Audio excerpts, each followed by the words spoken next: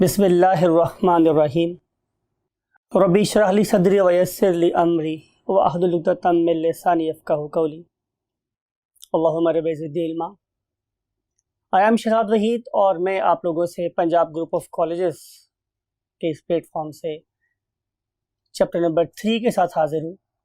और आप लोग इस बात को जानते हैं कि हमारी बायोलॉजी के फर्स्ट ईयर का चैप्टर नंबर 3 है enzymes. What are enzymes basically? Enzymes biocatalyst है। यूनो की कैटलिस्ट कोई भी ऐसा सब्सटेंस है जो किसी केमिकल रिएक्शन की स्पीड को बहुत तेज कर सकता है। Same is the case with the enzymes. सिर्फ फर्क ये है कि वो एक्स वीवो होते हैं, यानी कि वो किसी लिविंग ऑर्गेनिज्म की बॉडी से बाहर अपना रोल प्ले कर रहे होते हैं। लेकिन अगर वही कैटलिस्ट किसी लिविंग ऑर्गेनिज्म की बॉडी के अंदर रोल प्ले करना शुरू कर दें तो हम उसे बोलते हैं कि ये एक बायोकैटलिस्ट है जो मेरी लाइफ के प्रोसेसेस को बहुत तेज कर सकता है। तो हम उसे नाम देंगे व्हाट? एंजाइम्स। अब एंजाइम की सिग्निफिकेंस को समझने के लिए आए डायनामिक वॉल पे चलते हैं।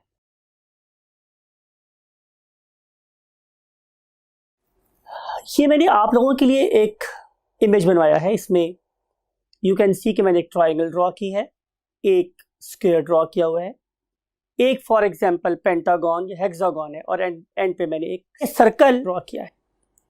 फिर आप लोगों से क्वेश्चन ये है कि इनमें से कौन सी ऐसी चीज़ है जिससे शायद हमारी ज़िंदगी के स्टैंडर्ड्स को, रहने सहने के तरीके को, हमारी ज़िंदगी की पेस को बहुत तेज़ कर दिया है।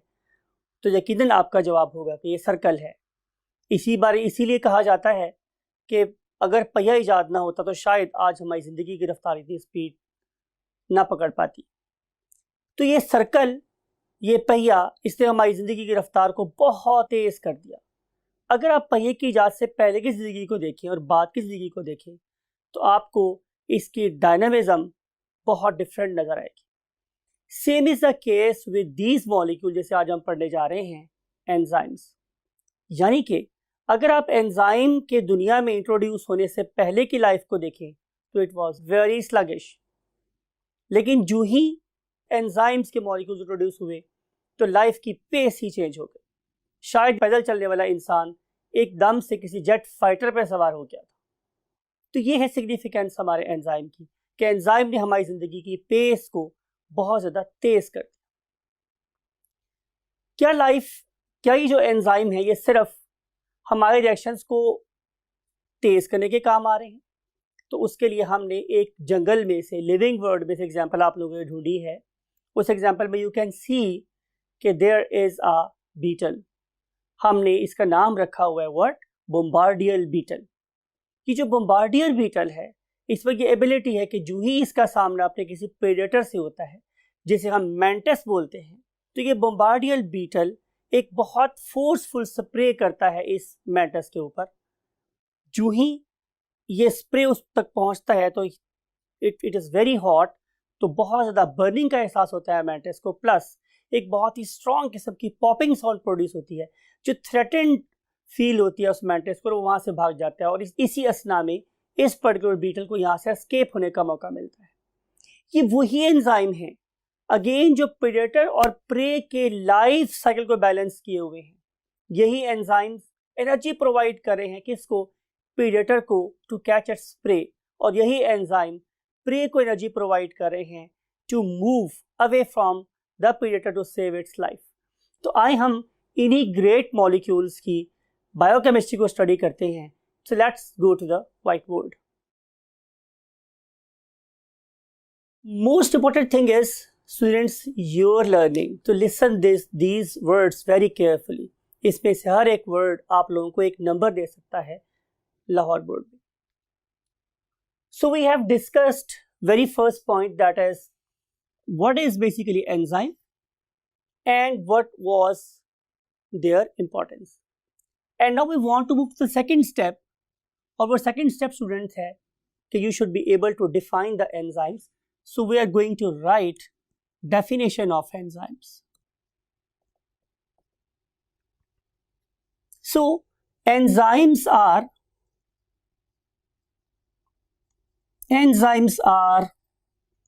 biocatalysts. ये वाला वर्ड मैंने आप लोगों से इंट्रोडक्शन में यूज किया हूं. Enzymes are biocatalysts used to speed up biochemical reactions. यानी कि वो वाले रिएक्शंस, वो वाले केमिकल रिएक्शंस जो किसी लिविंग ऑर्गेनिज्म की बॉडी में हो रही है. सो बायोकेमिकल रिएक्शंस को इनहांस करने वाली चीज का नाम क्या है? एंजाइम्स. अगली बात स्टूडेंट्स ये है कि ऑल एंजाइम्स आर प्रोटीन्स. जितने भी एंजाइम मेरे पास प्रेजेंट हैं वो क्या हैं? प्रोटीन.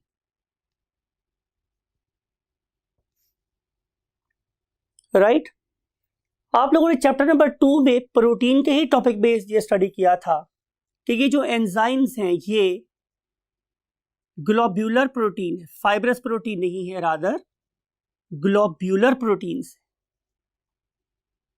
मीन टू से कि they have some ball like structure with few dents and some cavities और holes in it. Something like a lock. जैसे मेरे पास एक लॉक है तो आपको नजर आता है कि लॉक एक स्पेसिफिक सिमेट्रिकल शेप है जिसके अंदर एक कैविटी है और उस कैविटी के अंदर अपनी की को इंसर्ट कर सकते हैं. So it is basically a globular protein with few dents and depressions in it. उसके बाद हम देखेंगे कि how we can make enzymes. तो हम अब इस पॉइंट को स्टडी कर रहे हैं, that is making of enzyme. मैंने वहां पे ब्लैक से लिखा हुआ है तो यहां पे लिखा हुआ ब्लैक के साथ, मेकिंग ऑफ एंजाइम्स.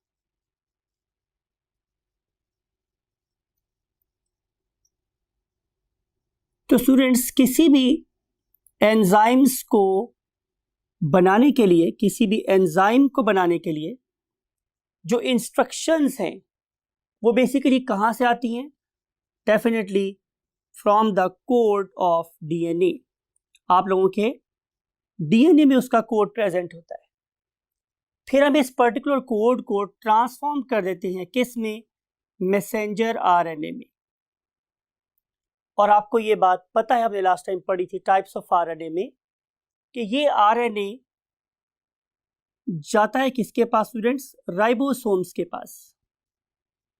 और फिर राइबोसोम्स इस कोड को डिकोड करके with the help of transfer RNA क्या बना देते हैं? Definitely enzymes. तो इसका मतलब यह है कि दूसरी प्रोटीन की तरह से एंजाइम्स को बनाने वाली ऑर्गेनेल का नाम भी क्या है?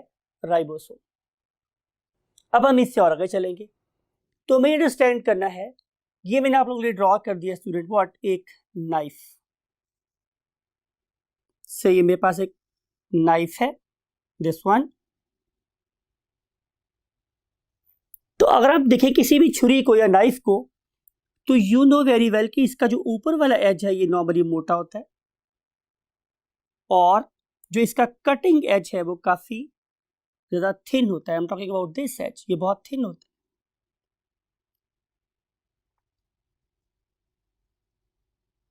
अब आप जरा मुझे सोच के बताएं स्टूडेंट्स कि क्या मैं किसी चीज को यहां से कट कर सकता हूं? तो answer is no. Cutting edge तो ये वाली सरफेस है जो बहुत ज्यादा शार्प है. ये मेरा नाइफ भी हो सकता है, ये मेरा चॉपर जिससे मैं कीमा बनाता हूं वो भी हो सकता है. तो क्या ये सारे का सारा स्ट्रक्चर इस्तेमाल हो रहा है कटिंग में? तो answer is no. Only few molecules of this iron structure, इस आयरन स्ट्रक्चर के थोड़े से मॉलिक्यूल्स जो बिल्कुल इसके इस लोअर एज पे प्रेजेंट है, सिर्फ वो चीज को कट करने में इस्तेमाल हो रहे हैं. तो ये जो बाकी सारा कुछ हमने लगाया हुआ है, बाकी पूरा आयरन का मैस, वो बेसिकली इसको क्या प्रोवाइड कर रहा है? Stability. It is important students कि जो जितना ज्यादा मैं इसको हैवी बनाऊंगा उतना ही वो मेरा चॉपर स्टेबल होगा, उतनी ही मैं ज्यादा स्ट्रॉन्ग या मोटी मोटी बोन्स को भी कट कर सकूंगा. तो ये जो चीज है, ये बाकी सारी की सारी चीज ये उसको स्टेबिलिटी प्रोवाइड करे. हालांकि कटिंग एज तो बहुत थोड़े से मॉलिक्यूल्स. तो same is the case with the enzyme कि एंजाइम एक बहुत ह्यूज स्ट्रक्चर है, राइट? उस बहुत ज्यादा बड़े स्ट्रक्चर के, उस बहुत ज्यादा बड़े स्ट्रक्चर की बात करो स्टूडेंट्स में, उसके अंदर हजारों लाखों मॉलिक्यूल्स, समथिंग लाइक इट, लेकिन ये सारे के सारे एंजाइम रिएक्शन में पार्टिसिपेट नहीं करते। सिर्फ और सिर्फ वो वाला एरिया जिसे फॉर एग्जांपल मैं अब रेड से शेड कर रहा हूं, ये वाला एरिया फॉर एग्जांपल ये सबसे ज्यादा इंपॉर्टेंट है एंजाइम रिएक्शन में, दिस वन। अब ये जो सारे का सारा एरिया है, ये तो एक्टिवली पार्टिसिपेट कर रहा है केमिकल रिएक्शन में। तो ये जितना बाकी स्ट्रक्चर पीछे है, ये क्या प्रोवाइड कर रहा है इसे? Stability, right. तो इंपॉर्टेंट बात ये है कि ये और ये स्टेबिलिटी प्रोवाइड करने के लिए, राइट। सो आपकी बुक में एक वर्ड लिखा हुआ है कि bulk of the amino acid और bulk of the structure is there to provide stability to the enzymes. Only few amino acid, थोड़े से अमाइनो एसिड, जैसे मैंने शो किया आप लोगों के साथ, यहाँ पे भी रेड सरफेस के साथ, और अगर मैं इसको यहाँ भी शो करना चाहूँ तो ये जो रेड सरफेस है हमारी, ये वाले थोड़े से अमाइनो एसिड सिर्फ और सिर्फ कटिंग में इस्तेमाल हो रहे हैं या एक्चुअल एक्टिविटी में इस्तेमाल हो रहे हैं। Now we want to move to the next point. और वो नेक्स्ट पॉइंट मेरे पास क्या है students? What parts of enzyme. So perhaps यहाँ पे जगह कम है, तो नेक्स्ट पॉइंट पे चलते हैं, नेक्स्ट हाफ में चल रहे हैं। So we want to move to this part, that is the parts of an enzyme. मेरे पास एंजाइम के कौन कौन से पार्ट्स हो सकते हैं?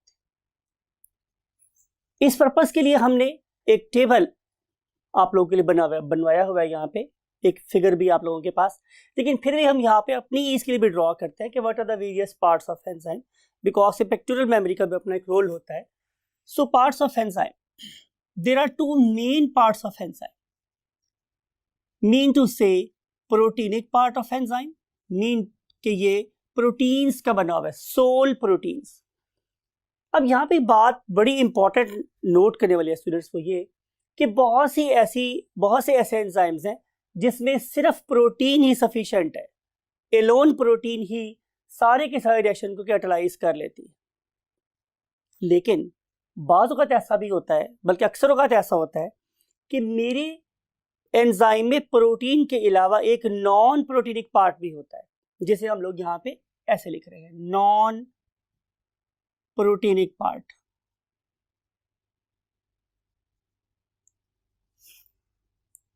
इसकी मिसाल हम यूं ले सकते हैं कि जैसे अगर आप लोगों के पास एक की है, तो की सारी की सारी लोहे की बनी होती है, लेकिन उसके एंड पे थोड़ा सा प्लास्टिक भी लगा होता है ताकि आपको पकड़ने में आसानी हो, उसकी ब्यूटी बढ़ जाए। तो समझ लीजिए जो सारे का सारा लोहा है वो प्रोटीन है, और उसके ऊपर थोड़ा सा प्लास्टिक चढ़ा हुआ है वो उसका नॉन प्रोटीनिक पार्ट है। तो मुमकिन है कि की सारी लोहे की बनी हुई हो, ऐसा भी हो सकता है कि वो लोहे के साथ साथ थोड़ी सी प्लास्टिक की भी बनी हो, तो दोनों पॉसिबिलिटीज हो सकती है। अब हम इस नॉन प्रोटीनिक पार्ट को कहते क्या है? तो answer is students cofactor. Cofactor जहां जहां ये प्रेजेंट है वहां पे इसके दो पॉसिबल रोल हो सकते हैं। नंबर वन कि it acts as a bridge between the enzyme and its reactant, जिसे हम बोलते हैं सबस्ट्रेट। यानी कि अगर ये वाला मॉलिक्यूल प्रेजेंट होगा तो तभी हमारे एंजाइम की 3D स्ट्रक्चर कैसी होगी? सबस्ट्रेट के मुताबिक होगी। और अगर ये वाला पीस यहां पे प्रेजेंट नहीं है तो फिर वो वाला मॉलिक्यूल एंजाइम के साथ बाइंड नहीं होगा। इसलिए एंजाइम को सबस्ट्रेट के साथ बाइंड करवाने में जिस मॉलिक्यूल का बहुत इंपॉर्टेंट रोल है, जब वो ब्रिज के तौर पे काम कर रहा हो, उसे हम क्या बोलते हैं स्टूडेंट्स? कोफैक्टर। मिसाल के तौर पे अगर ये मेरे पास एक 3D स्ट्रक्चर है, समथिंग लाइक इट, ये वाला, राइट, इसे मैं बोल रहा हूं स्टूडेंट क्या? एंजाइम। और अगर मैं इस वाले पार्ट की बात करूं, ये वाला पार्ट, जिसे अब मैं आप लोगों की सहूलत के लिए रेड पेंट कर रहा हूं, I am doing it red paint, ये इसकी शेप को मॉडिफाई कर रहा है। मिसाल के तौर पे कि अगर ये प्रेजेंट है तो शेप इस तरह की है, और अगर ये प्रेजेंट ना हो तो फिर शेप जाहिर है इस तरह की होगी। अब मुझे सोच के बताएं कि इस वाले केस में इसके साथ कोई ऐसा मॉलिक्यूल बाइंड हो सकता है? तो आंसर इज नो, क्योंकि इसकी शेप से नहीं मिल रही। अगर मैंने इस एंजाइम की शेप इस तरह करनी है तो मुझे इसके आगे ये वाला मॉलिक्यूल लगाना ही पड़ेगा। अब इस मॉलिक्यूल की शेप इस मॉलिक्यूल के मुताबिक हो गई है, अब ये इसके साथ जाके क्लोज फिट बना सकता है। लिहाजा इस मौके पर ये एक ब्रिज के तौर पे काम कर रहा है, जो दो मॉलिक्यूल्स को एक दूसरे के क्या कर रहा है, कंपैटिबल बना रहा है, एक दूसरे के मुताबिक बना रहा है। फिर इसके अलावा ये वाली बात भी है स्टूडेंट्स कि ये non proteinic part some time direct source of energy भी होते। अब हमें देखना है कि इस नॉन प्रोटीनिंग पार्ट की कितनी टाइप्स हो सकती। तो answer is there are two main types of non proteinic part. Number 1 is called as inorganic.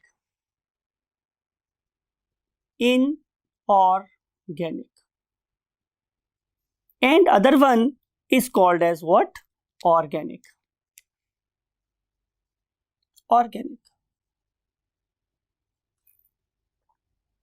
अगर कोफैक्टर इनऑर्गेनिक हुआ तो ये यूजुअली कैसा होता है स्टूडेंट्स? कोवेलेंटली बॉन्डेड होता है।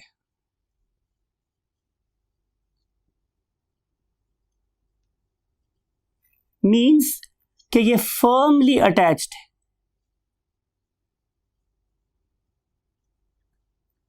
और अगर आप इसकी नेचर देखें तो ये यूजुअली एक मेटल आयन होगा।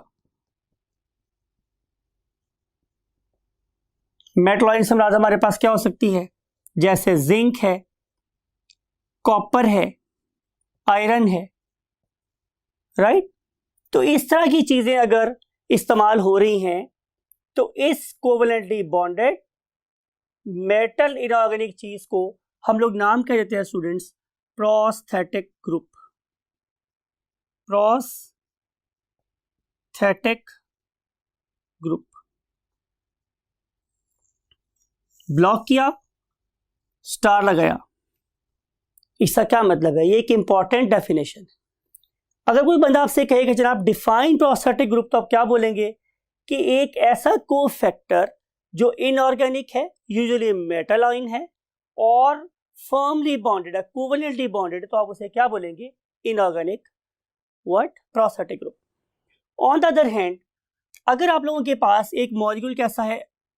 ऑर्गेनिक, ये उसके साथ लूजली बॉन्डेड है।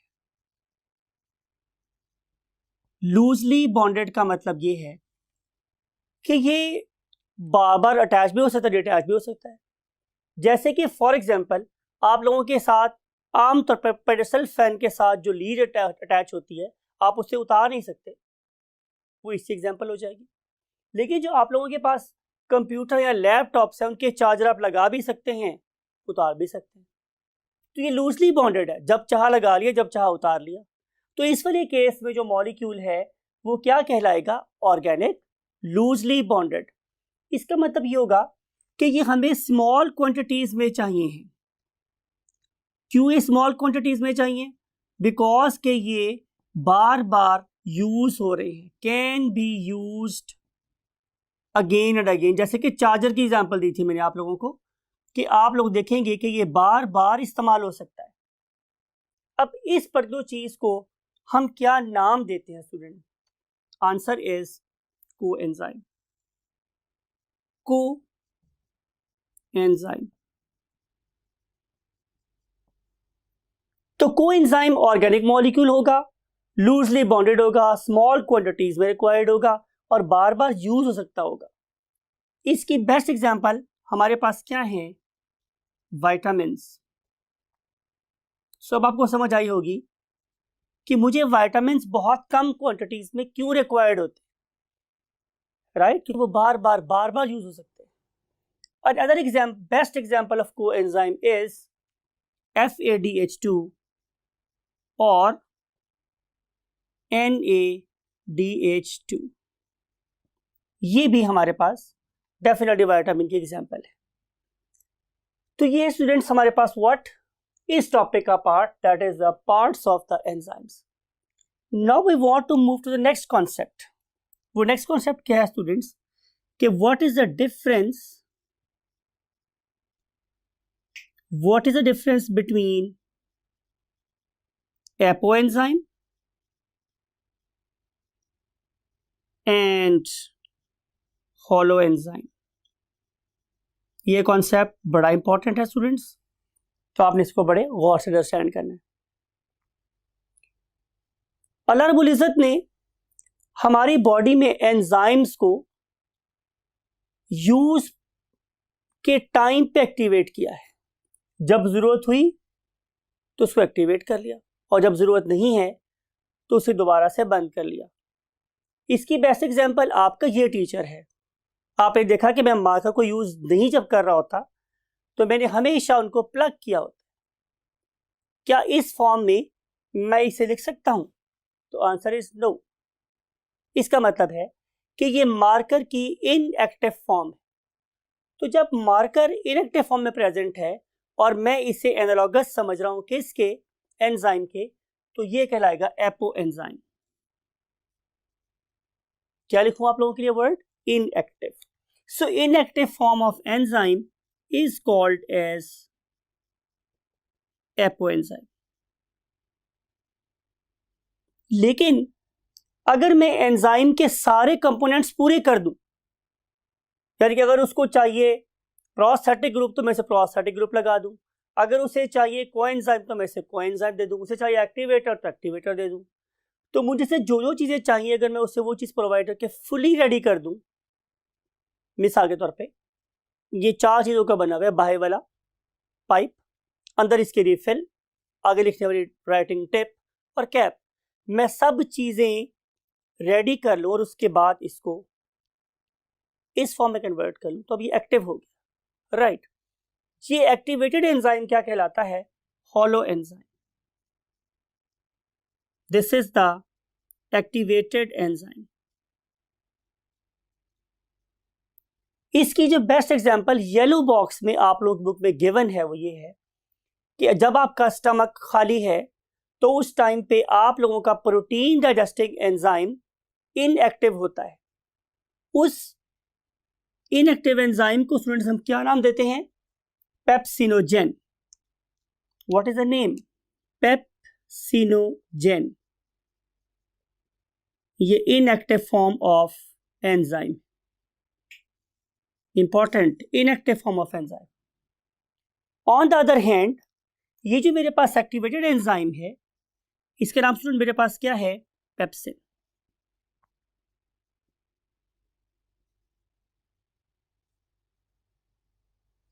नेक्स्ट पॉइंट है स्टूडेंट्स हमारे पास distribution of enzymes. Distribution of enzymes.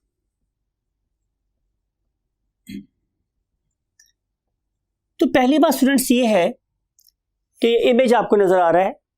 इस पर्टिकुलर इमेज में सबसे पहले आपको एनिमेट होता हुआ, ग्लो करता हुआ नजर आ रहा है क्या? साइटोप्लाज्म. तो इस वाले केस में जो एंजाइम्स हैं वो यूनिफॉर्मली डिस्ट्रीब्यूटेड होते हैं. Uniformly distributed in cytoplasm. जाहिर है ये वाले एंजाइम्स जनरल एंजाइम्स होंगे. डिफरेंट किस्म के ऑर्गेनेल्स को और साइटोप्लाज्म को चाहिए होंगे तो नेचर ने इसको फ्रीली डिस्ट्रीब्यूट कर दिया, सूप में भेज दिया कि जहां जहां रिक्वायर्ड है भाई तुम पहुंच जाओ. लेकिन ऐसा भी होता है कि बहुत सारी एक्शंस हमारे ऑर्गेनेल स्पेसिफिक है. For example you know very well कि अगर आपके पास क्लोरोप्लास्ट हो जो कि सिर्फ और सिर्फ प्लांट सेल्स में होता है, तो you know it can be identified by its green color. तो इस ग्रीन पिगमेंटेड ऑर्गेनेल के साथ वो सारे के सारे एंजाइम्स एसोसिएटेड हैं कि जो रिक्वायर्ड हैं किस में, फोटोसिंथेसिस में।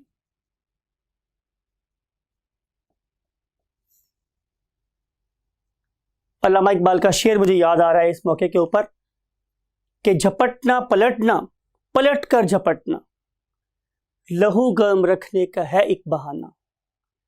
ये शेर किससे एसोसिएट हो रहा है? एक ऐसे ऑर्गेनेल से जो आप लोगों को एनर्जी प्रोवाइड कर रहा है। उस एनर्जी प्रोवाइडिंग ऑर्गेनेल का नाम स्टूडेंट्स मेरे पास क्या है? माइटोकॉन्ड्रिया।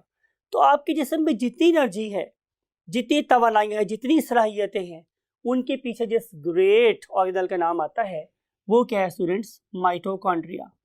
और आप लोग पढ़ के आए हैं कि माइटोकॉन्ड्रिया हमें एनर्जी प्रोवाइड करता है through the oxidation of food. तो हमारे रेस्पिरेटरी एंजाइम्स, और मैं एक वर्ड आपको यूज कर रहा हूं कि हमारी ऑक्सीडेशन ऑफ फूड के लिए जितने एंजाइम्स चाहिए,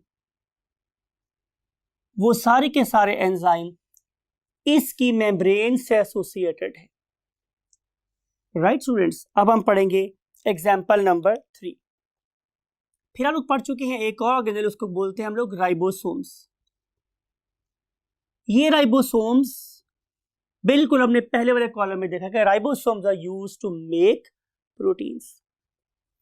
सो जितने भी प्रोटीन मेकिंग एंजाइम हैं वो सारे के सारे राइबोसोम से एसोसिएटेड है।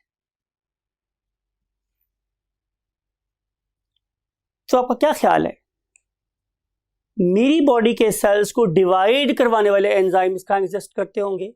यस, यू आर राइट, वो एग्जिस्ट करते हैं न्यूक्लियस में। तो डीएनए और आरएनए से एसोसिएटेड जितने भी एंजाइम्स हैं, डीएनए एंड आरएनए से एसोसिएटेड जितने भी एंजाइम हैं, वो सारे के सारे न्यूक्लियस में लोकेट करते हैं। तो इसका मतलब ये हुआ कि एंजाइम जनरल भी हो सकते हैं और स्पेसिफिक भी हो सकते हैं। तो अल्लाह ताला ने उसकी डिस्ट्रीब्यूशन भी उसके लिहाज से की हुई। राइट स्टूडेंट्स, मुझे अल्लामा इकबाल का एक और शेर याद आ रहा है, जिंदगी क्या है अनासर में ज़हूर तरतीब, और मौत क्या है इन अज्जा का परेशान हो जाना। जब तक ये सारी चीजें हमारे साथ चलती हैं अल्लाह ताला के हुक्म से, तो हम जिंदा रहते हैं। हमारे हर बॉडी का रिएक्शन अल्लाह ताला के हुक्म से बिल्कुल सही सही चल रहा होता है। लेकिन जब इनके अंदर बिगाड़ शुरू होता है, परेशानी शुरू होती है, तो हमारा जर्नी टूवर्ड्स डेथ स्टार्ट हो जाता है। तो मौत क्या है इन्हीं जजा का परेशान हो जाना। अब हम स्टडी करने वाले हैं कैरेक्टरिस्टिक्स ऑफ एंजाइम्स। इस लेक्चर नंबर 1 का लास्ट टॉपिक है कैरेक्टरिस्टिक्स ऑफ एंजाइम।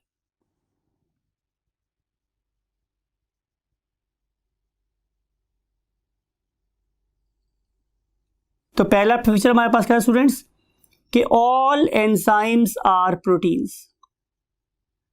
जो मोस्ट इंपॉर्टेंट चीज है स्टूडेंट्स वो क्या है? प्रोटीन। हाँ, प्रोटीन के साथ नॉन प्रोटीनिक पार्ट्स भी अटैच हो सकते हैं। So we can use same thing plus non proteinic parts. हमारे पास इसके नॉन प्रोटीनिक पार्ट्स भी हो सकते हैं। राइट। दूसरी बात मेरे पास स्टूडेंट्स क्या है कि एंजाइम्स हमेशा स्पेसिफिक होते हैं। Enzymes are specific in nature. क्या मतलब होगा स्पेसिफिक इन नेचर का? चैप्टर नंबर 2 में आप पढ़ के आए हैं कि मेरे पास 3 बेसिक किस्म के न्यूट्रिएंट्स है, कार्बोहाइड्रेट्स, लिपिड्स और प्रोटीन्स। तो वो वाला एंजाइम जो कार्बोहाइड्रेट को डाइजेस्ट कर सकता है वो लिपिड को डाइजेस्ट नहीं कर सकता, जो लिपिड को कर रहा है वो प्रोटीन को डाइजेस्ट नहीं कर सकता, जो प्रोटीन को कर सकता है वो लिपिड और कार्बोहाइड्रेट को नहीं कर सकता। तो इस लिहाज से एंजाइम अपने रिएक्शन में बहुत स्पेसिफिक है। और एंजाइम जिस पर्टिकुलर मॉलिक्यूल, स्पेसिफिक मॉलिक्यूल से कंबाइन होता है उसे हम क्या बोलते हैं स्टूडेंट्स? सबस्ट्रेट। तो थर्ड पॉइंट ये है कि enzymes react with very specific molecule with very specific molecule called as substrate.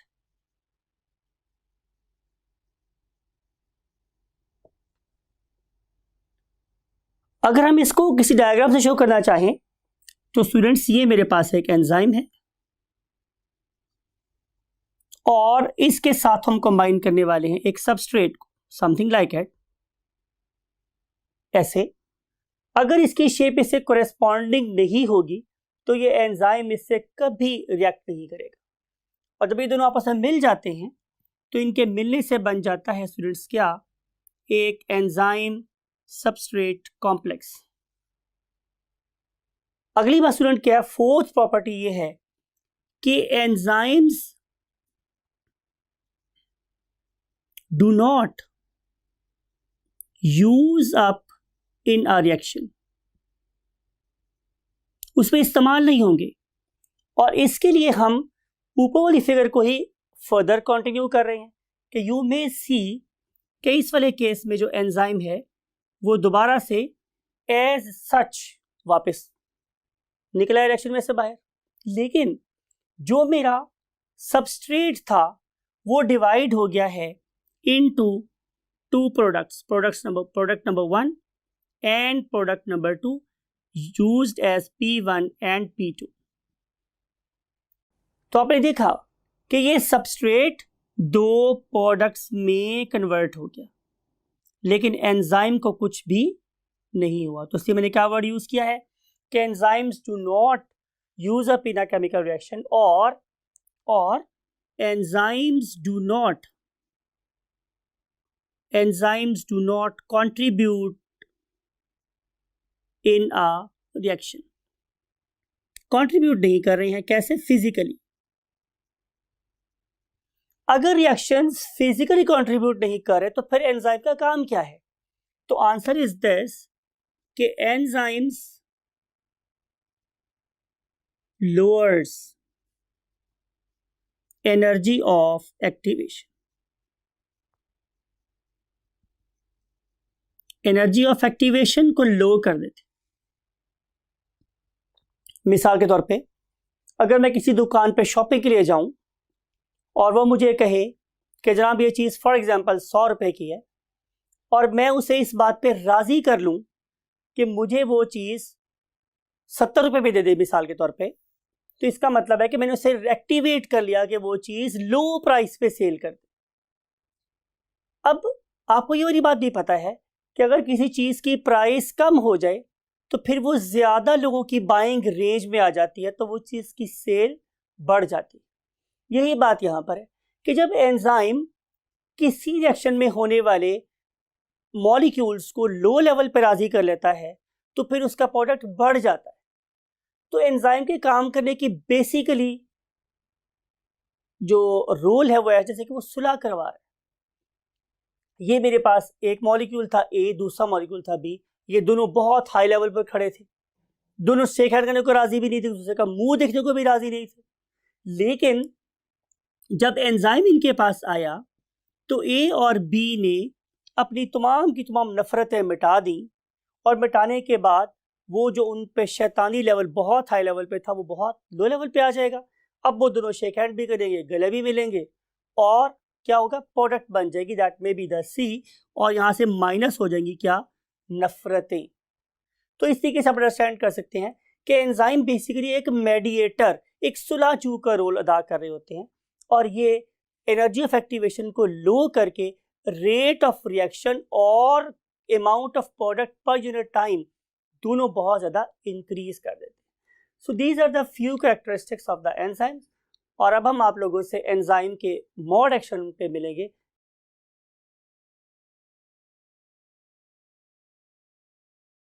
बिस्मिल्लाहिर्रहमानिर्रहीम स्टूडेंट्स, और आज हम एंजाइम के लेक्चर नंबर 2 के साथ हाजिर हैं। और आज जिस टॉपिक पे हमने डिस्कशन करनी है वो है mechanism of enzyme action. Last lecture का एंड हमने इसी बात पर किया था कि जो हमारा एंजाइम है वो बेसिकली सबस्ट्रेट के साथ मिलता है, और उससे एक एंजाइम सबस्ट्रेट कॉम्प्लेक्स बन जाता है। इसके लिए हमने एक एनिमेशन भी बनवा रखी है। यू कैन सी कि ये आप लोगों के पास एक एंजाइम है और इसके ऊपर आके एक सबस्ट्रेट कंबाइन हो रहा है। You can C in this animation. और जब एक एंजाइम सबस्ट्रेट से मिला तो उसके मिलने से एक एंजाइम सबस्ट्रेट कॉम्प्लेक्स बन गया। अगर हम इसको किसी और भी उसे दिखना चाहे तो उसको दिख सकते हैं।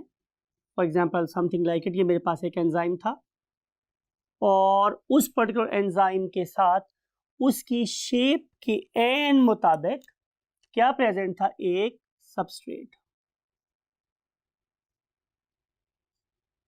राइट। अब इस एंजाइम की शक्ल सबस्ट्रेट जैसी है।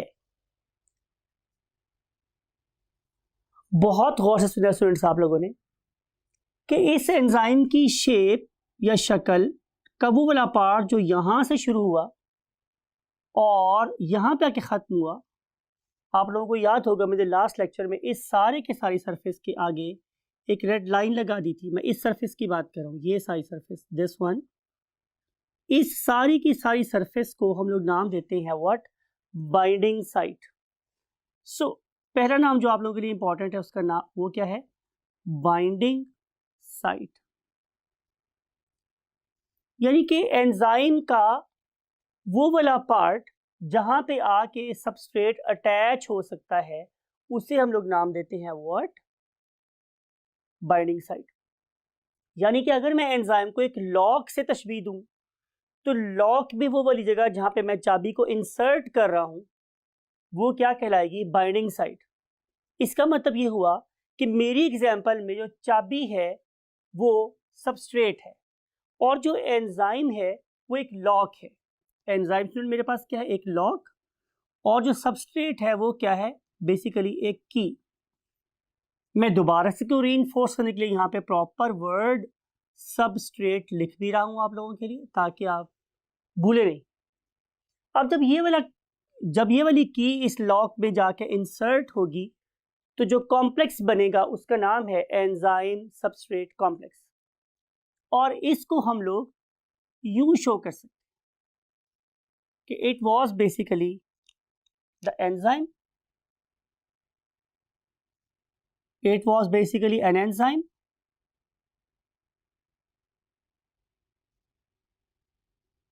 और इसके अंदर आके फिट हो गया है हमारा क्या, सबस्ट्रेट।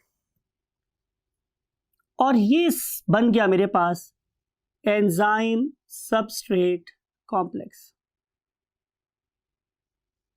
और इस एंजाइम सबस्ट्रेट कॉम्प्लेक्स का बनना इस बात की गारंटी हो सकता है कि रिएक्शन आगे ना भी चले। मिसाल के तौर पे ये बिल्कुल पॉसिबल है कि मैंने एक की लॉक के अंदर इंसर्ट की तो लॉक अनलॉक ही नहीं हुआ, राइट। इसका मतलब है कि लॉक के बाइंडिंग साइट उस की का स्ट्रक्चर जैसे थे लेकिन जो उसके अंदर दंदाने थे हमारी की के ऊपर बने हुए वो बिल्कुल लॉक के लीवर्स जैसे नहीं थे, लिहाजा वो अनलॉक नहीं हुआ। इसका मतलब ये होगा कि बाइंडिंग साइट के अलावा भी एक चीज और इंपॉर्टेंट है और उस बड़ी ही इंपॉर्टेंट चीज को हम नाम बोलते हैं व्हाट, कैटालिटिक साइट। यानी कि अगर मैं आप लोगों के सामने एक चाबी को ड्रॉ करूं स्टूडेंट तो आपको नजर आएगा कि उसमें ये चीज इंपॉर्टेंट है। एक ये वाली लाइन है स्टूडेंट, ये वाली लाइन जिसके जो गाइड के तौर पर यूज होती है और हम उसके अंदर उसको लॉक के अंदर इंसर्ट कर सकते हैं। लेकिन ऐसा हो सकता है कि ये लाइन, ये स्लिट दो तीन तालों की सेम हो, मीन बाइंडिंग साइड सेम हो, लेकिन वो जगह जहां से बेसिकली हमने ताले के लीवर्स को एडजस्ट करके खोलना है that is called as what, उसकी कैटालिटिक साइट, वो इंपॉर्टेंट। तो दूसरी चीज जो इंपॉर्टेंट है स्टूडेंट वो उसको मैं फॉर एग्जांपल इस पॉइंट पे इस ब्लू कलर से इंडिकेट कर रहा हूं। मैं एक कॉन्सेप्ट भी आप लोगों को देना चाह रहा हूं, वो ये है कि यूं इमेजिन कर लें कि आपने बर्फ तोड़नी है। अगर आपने बर्फ को तोड़नी है तो आप एक सुआ इस्तेमाल करेंगे। तो क्या सुआ हर जगह से बर्फ को तोड़ रहा होता है? तो answer is no.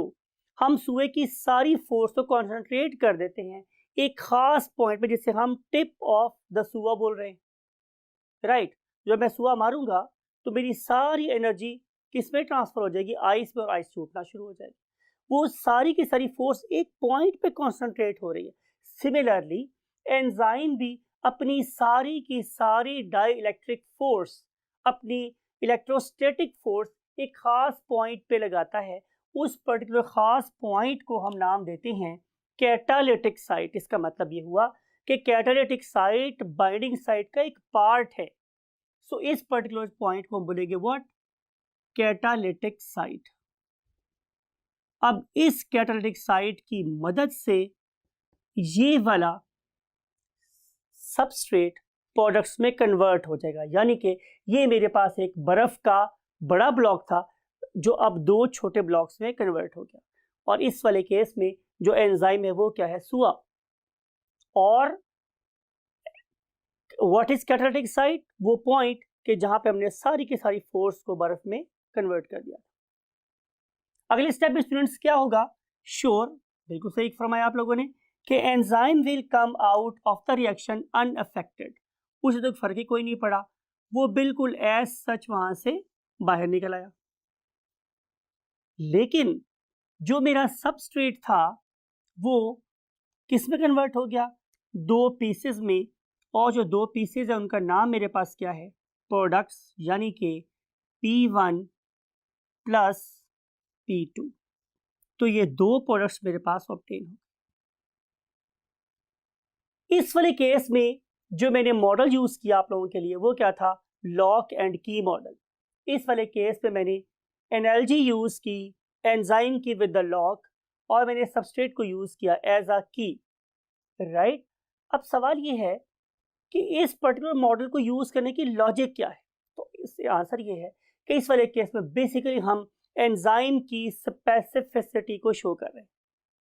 What is its advantage, advantage ये है to show molecular level specificity of an enzyme। हम लोग ये वाला मॉडल यूज करते हैं। ये डिपिक्ट कर रहा है, ये बता रहा है, ये मुझे इन्फॉर्म कर रहा है कि बेसिकली एंजाइम एक रिजिड स्ट्रक्चर है। Enzyme is a rigid structure जो अपनी शेप को कभी भी चेंज नहीं करता। यानी कि अगर आप लोगों के पास एक मॉलिक्यूल है ग्लूकोज 6 फॉस्फेट, और इसी के सिस्टर मॉलिक्यूल है उसका नाम है फ्रुक्टोज 6 फॉस्फेट। अब दोनों ही आप लोग पढ़ के आए हैं कि दोनों ही हेक्सोजेस हैं, लेकिन जो एंजाइम इसके साथ बाइंड कर रहा है वो इसको कैटलाइज नहीं कर सकता, और जो इसको कैटलाइज करता है वो इसको कैटलाइज नहीं कर सकता। तो इसलिए यहाँ पे हम लोगों ने इस मॉडल को यूज किया है to explain what the very rigid structure of what enzyme. इसको डिस्क्राइब किया था एमएल फिशर ने 1890 के अंदर। तो जरा गौर से सोचें कि क्या आपके स्टमक में फिश को डाइजेस्ट करने के लिए, मटन को डाइजेस्ट करने के लिए, बीफ को डाइजेस्ट करने के लिए, एग की प्रोटीन को डाइजेस्ट करने के लिए, या दालों की प्रोटीन्स को डाइजेस्ट करने के लिए डिफरेंट एंजाइम है। तो आंसर इज नो, ऐसा नहीं। चाहे आप लोग दालों से प्रोटीन लें, अंडों से प्रोटीन लें, फिश से, मटन से, कैमल से, कोई भी सोर्स हो प्रोटीन का आप लोगों के पास, लेकिन इन तमाम की तमाम प्रोटीन को डाइजेस्ट करने के लिए आप लोगों के पास सिर्फ एक ही एंजाइम है, और उसका नाम क्या है स्टूडेंट्स, यस, पेप्सिन। तो इसका मतलब ये हुआ कि ये बात बिल्कुल ठीक नहीं है कि एंजाइम रिजिड स्ट्रक्चर है। इस चीज को हमने मॉडिफाई किया एक नेक्स्ट कॉन्सेप्ट के साथ, और उस कॉन्सेप्ट का नाम हमारे पास क्या था, induced fit model. Induced fit model of enzyme action. और इस पर्टिकुलर मॉडल को प्रपोज किसने किया था स्टूडेंट्स, इसको प्रपोज किया था कॉशलैंड ने। किस ईयर में, इन 1959। He was of the view, उसका ख्याल ये था स्टूडेंट्स कि जब कभी भी कोई एक सबस्ट्रेट एंजाइम के पास आता है, मेरे अल्फाज को गौर से सुनिए कि जब भी कोई सबस्ट्रेट एंजाइम के पास आता है तो एंजाइम उस सबस्ट्रेट की शक्ल देख के अपनी शक्ल को मॉडिफाई कर लेता है। मिसाल के तौर पे कोई अच्छा सा बंदा आप लोगों के पास आए तो आपके चेहरे पे मुस्कान आ जाती है। So same is the case here कि जो एंजाइम है ये अपनी शक्ल को मॉडिफाई करते रहते हैं और करने की सलाहियत रखते हैं depending upon the nature of substrate. उनके देखे से जो आ जाती है मुंह पे रौनक, लोग कहते हैं कि बीमार का हाल अच्छा है। राइट स्टूडेंट्स, तो ये इसलिए हम आपको क्या बोलेंगे कि whenever a substrate approaches an enzyme, तो enzyme can modify its shape. Enzymes can modify its और देयर शेप्स। और इसकी जो बेस्ट एग्जांपल है वो ये है कि all sorts of proteins can be digested in the stomach। लेकिन आप गौर करें कि अभी भी एंजाइम वही है, प्रोटीन को प्रोटीन वाले एंजाइम ने डाइजेस्ट किया है। तो इस लिहाज से all sorts of protein can be digested in the stomach by the same enzymes, by the same enzyme।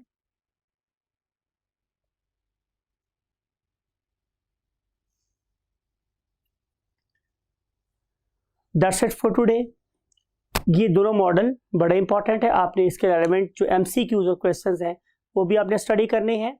और इनकी डेट्स मैं हमेशा बोलता हूँ कि आपके पंजाब टेक्स्ट बुक बोर्ड के मुताबिक जो बुक है उसमें जितने भी डेट्स हैं वो आप लोगों के लिए बहुत इंपॉर्टेंट है। And take very good care of your self. Bye bye. बिस्मिल्लाहिर्रहमानिर्रहीम। अस्सलाम वालेकुम स्टूडेंट्स। हम इस्लामिक ग्रीटिंग के साथ आज अपना लेक्चर ऑलरेडी स्टार्ट कर चुके हैं और आप सब लोगों के सामने मैं हाजिर हूँ एंजाइम के लेक्चर नंबर 3 के साथ। अब इसमें हम जो चीज़ देखने वाले हैं, अंडरस्टैंड करने वाले हैं, उसके लिए हम चलते हैं डायनामिक वॉल पे।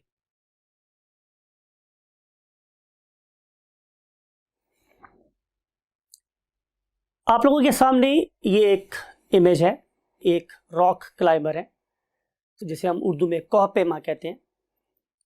ये पहाड़ों पे चढ़ने के शौकीन अफराद अपने साथ एक मेडिसन रखते हैं जिसे हम डायामॉक्स बोलते हैं, और डायामॉक्स के में कैप्सूल भी मिलते हैं और टैबलेट्स भी मिलती हैं। इसका एक्टिव इंग्रेडिएंट एसिटाजोलामाइड है। अब ये जो एसिटाजोलामाइड है ये इसका ताल्लुक हमारे इसी टॉपिक के साथ है, यानी कि एंजाइम के साथ। बेसिकली ये वाला केमिकल एसिटाजोलामाइड उस एंजाइम के साथ रिएक्ट करेगा कि जिसे हम कार्बोनिक एनहाइड्रेस कहते हैं। और ये कार्बोनिक एनहाइड्रेस बेसिकली हमारे रेस्पिरेटरी रेट को तेज करता है। इसका मतलब हमारे पास होगा स्टूडेंट्स कि इससे हमारी वेंटिलेशन रेट ज़्यादा होगा और हमारे बॉडी में CO2 के एक्यूमुलेट होने की मिकदार कम हो जाएगी। और जब हमारी ब्लड में CO2 के एक्यूमुलेट होने की मिकदार कम हो जाएगी तो हमें माउंटेन सिकनेस नहीं होगी। तो ये मैंने एग्जांपल दी आप लोगों को एक ऐसे एंजाइम की जिसे हम एक इंडिविजुअल एंजाइम का नाम देते हैं। लेकिन हमारी बॉडी में सिर्फ इंडिविजुअल एंजाइम्स नहीं हैं, हमारी बॉडी में बहुत से ऐसे एंजाइम हैं जो किसी न किसी साइक्लिक प्रोसेस को कंट्रोल कर रहे हैं। आप ग्रेड 9-10 में पढ़ के आए हैं, आप लोगों ने पढ़ रखा है प्रोसेस ऑफ फोटोसिंथेसिस। और आप लोगों को याद है कि फोटोसिंथेसिस में 2 रिएक्शंस थे, उनमें से एक का नाम था लाइट रिएक्शन और एक का नाम था डार्क रिएक्शन। और डार्क रिएक्शन में आपने केल्विन साइकिल का नाम सुन रखा है। तो जो केल्विन साइकिल नेम इंडिकेट कर रहा है कि यहाँ पे एक कैस्केड ऑफ रिएक्शन है जहां पे हर एक प्रोडक्ट अगले स्टेप का रिएक्टेंट साबित होती है और उस स्टेप 2 का प्रोडक्ट स्टेप नंबर 3 का रिएक्टेंट साबित होती है। और इस तरीके से ये रिएक्शन चेन या जंजीर की तरह से, लड़ी की तरह से चलता रहता है, यहाँ तक कि इस रिएक्शन का आखिरी स्टेप अगले साइकिल का पहला स्टेप साबित होता है। इस किस्म की रिएक्शन को अंडरस्टैंड करने के लिए आप एक रेस को देख सकते हैं जिससे हम बोलते हैं relay race. You can see यहाँ पे हम एक इमेज आपके लिए लगा के बैठे हुए जिसमें इंडिकेट कर रहा है कि एक एथलीट एक रॉड हैंड ओवर कर रहा है किसको, अगले एथलीट को। जब ये वाला रॉड अगले एथलीट को मिल जाएगा तो फिर वो भागना शुरू कर देगा। तो सेम इज द केस है, हमारी रेस्पिरेशन में भी आपने ग्लाइकोलाइसिस का नाम सुन रखा है, आप लोगों ने क्रेब्स साइकिल का नाम सुन रखा है, और इन सारे रिएक्शंस के दौरान में enzymes hand over products to the next step being its reactant. Right students, ऐसे साइक्लिक रिएक्शंस है या इंडिविजुअल एंजाइम के रिएक्शंस है, नेचर ने उनकी रिएक्शन को कंट्रोल करने के लिए एक मैकेनिज्म डिजाइन किया है। उस मैकेनिज्म को हम बोलते हैं फीडबैक मैकेनिज्म। स्टूडेंट्स, बात को जरा गौर से सुनिएगा। अगर ए और बी, आपको नजर आ रहा है, अगर ए और बी आपस में मिल रहे हैं और उसके मिलने से एक प्रोडक्ट बना सी, और ये जो प्रोडक्ट है ये ए और बी को मिलने में मजीद सहूलत प्रोवाइड कर रहा हो, यानी कि रिएक्शन को और तेज कर रहा हो, तो हम इसे बोलते हैं कि ये एंजाइम पॉजिटिव फीडबैक से रिएक्शन को कंट्रोल कर रहा है। अब पॉजिटिव फीडबैक को हम कैसे पहचानेंगे? बड़ा सिंपल है, बहुत सिंपल है कि increasing concentration of the product is further increasing the rate of reaction. अगर ऐसा है तो इसे बोलते हैं कि ये पॉजिटिव फीडबैक के through controlled enzymatic catalysis. On the other hand, मेरे पास फीडबैक की एक दूसरी एग्जांपल भी, उसे हम बोलते हैं नेगेटिव फीडबैक। अब नेगेटिव फीडबैक में स्टूडेंट्स क्या होगा कि अगर ए और बी आपस में मिले और उससे एक प्रोडक्ट बन गया मेरे पास डी, अब ये सी नहीं है, ये कोई और प्रोडक्ट है डी। अब हो क्या रहा है कि ये वाला प्रोडक्ट डी ए और बी को रिएक्ट करने से रोक रहा है, यानी कि जू कॉन्सेंट्रेशन ऑफ डी इंक्रीज होगी, हमारे ए और बी के रिएक्ट करने की सलाहियत भी कम हो जाएगी। इट मीन्स कि increase concentration of product is reducing the rate of reaction, उसको कम कर रही है। अगर ऐसा हुआ तो हम इसे क्या नाम देंगे? Negative feedback. इन सब चीज़ों की एप्लीकेशन और इनका रोल अपनी लाइफ में आप सोचिएगा, देखिएगा कहाँ कहाँ है। मिसाल के तौर पे कि अगर आपकी बॉडी में हीट ज़्यादा प्रोड्यूस हो रही हो तो हमारी बॉडी में रेस्पिरेशन रेट स्लो हो जाता है, इसका मतलब ये नेगेटिव फीडबैक है। और अब हम चलते हैं व्हाइट बोर्ड पर टू कंटिन्यू आवर लेक्चर। जी students, we have already done what the introduction, और इस पर्टिकुलर इंट्रोडक्शन में हम लोगों ने जिस बात पे फोकस किया वो ये बात थी, यानी कि हमारे पास किस किस किस्म के एंजाइम्स हो सकते हैं। उन एंजाइम्स में कुछ एंजाइम्स थे वो इंडिविजुअल लेवल पे काम कर रहे थे, और कुछ ऐसे एंजाइम थे जो कि साइक्लिक लेवल पर काम कर रहे थे। हम इसकी अब एक और लेवल से ग्रुपिंग स्टडी करते हैं, और वो क्या है स्टूडेंट्स? लुक एट दिस, इसमें स्टार लगा रहा हूं आप लोगों के लिए। That is the group based enzymes. Group based enzyme से मुराद मेरे पास ही है स्टूडेंट्स कि बहुत से ऐसे एंजाइम्स हैं कि जो किसी स्पेसिफिक ग्रुप ऑफ सबस्ट्रेट के साथ ही रिएक्ट करते हैं। फॉर एग्जांपल, जितने भी एमाइलेजेस हैं, ये सिर्फ और सिर्फ कार्बोहाइड्रेट के साथ रिएक्ट करते हैं, राइट? और जितने भी प्रोटीएजेस हैं, ये सिर्फ और सिर्फ प्रोटीन्स की कैटालिसिस करते हैं, मींस प्रोटीन के रिएक्शंस में इन्वॉल्व होंगे। और इसके बाद आ जाते हैं हमारे पास व्हाट? लाइपेजेस। नाम इंडिकेट कर रहा है स्टूडेंट्स कि ये लिपिड्स की कैटालिसिस में इन्वॉल्व होंगे। Can you name any other group of substrates? तो you may answer for example nucleic acids. तो न्यूक्लिक एसिड्स को कैटालाइज करने के लिए क्या आएंगे हमारे पास? जाहिर है nucleases, nucleases. They will combine और they will consider DNA as their और आरएनए एज देयर सबस्ट्रेट। तो यहां पे मैं वर्ड लिख रहा हूं न्यूक्लिक एसिड्स। फिर ऐसा भी हो सकता है कि हम किसी स्पेसिफिक एलिमेंट को बेस बना के रिएक्ट कर रहे हूं। For example phosphatases. तो जहां जहां भी हमारे पास फॉस्फेट प्रेजेंट होगी उन मॉलिक्यूल से आकर ये वाले एंजाइम्स रिएक्ट कर रहे होंगे। फिर अगर इसके अलावा देखा जाए तो हमारे पास कैटालिसिस भी हो सकते हैं। फिर इसके अलावा हमारे पास पर ऑक्सीडेजेस भी हो सकते हैं। तो ये वेरियस टाइप्स के एंजाइम हैं जो स्पेसिफिक किस्म के ग्रुप ऑफ सबस्ट्रेट से कंबाइन करते हैं। राइट स्टूडेंट्स, अगर आपने इन सारे के सारे ग्रुप ऑफ एंजाइम्स को देखा हो तो आप लोग एक चीज कॉमन फाइंड करेंगे सब में। वो क्या है students? Edges, edges, edges, edges.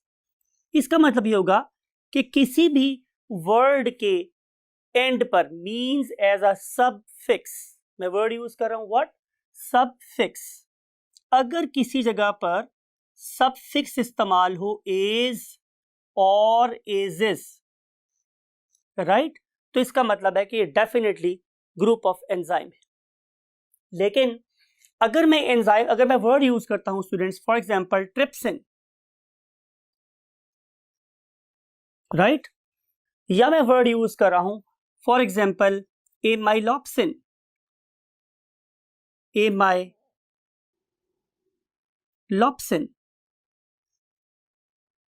Right, तो ये भी ऐसे एंजाइम है जो कार्बोहाइड्रेट पैक्ट कर रहे हैं। तो फिर एमाइलेजेस और इनमें क्या फर्क है? तो आंसर इज कि ये इंडिविजुअल एंजाइम्स हैं। मींस ट्रिप्सिन और एमाइलॉप्सिन इंडिविजुअल एंजाइम्स। और जहां के भी वर्ड एज आता है इसका मतलब हम ग्रुप ऑफ एंजाइम्स की बात करें। इसकी मिसाल लेने के लिए हम फॉर एग्जांपल अपने एक मायनाज कैरेक्टर की एग्जांपल लेते हैं, शाहिद खान अफरीदी। अब अगर तो मैं वर्ड यूज कर रहा हूं शाहिद खान अफरीदी, तो इसका मतलब है मैं किसी एक एंजाइम की, एक इंडिविजुअल की बात कर रहा हूं। लेकिन मैं वैसे बात करूं कि अफरीदी, इसका क्या मतलब है? लोगों का एक बहुत बड़ा ग्रुप है और इस बहुत बड़े ग्रुप में सिर्फ शाहिद खान अफरीदी शामिल नहीं है, बल्कि अफरीदी खानदान से जितने भी लोग हैं उसमें शामिल हो सकते हैं। तो ये है ग्रुप ऑफ एंजाइम एजेस। और अगर किसी एंजाइम के नाम के एंड पर SIN और इन आ जाए, इसका मतलब है कि ये इंडिविजुअल एंजाइम है।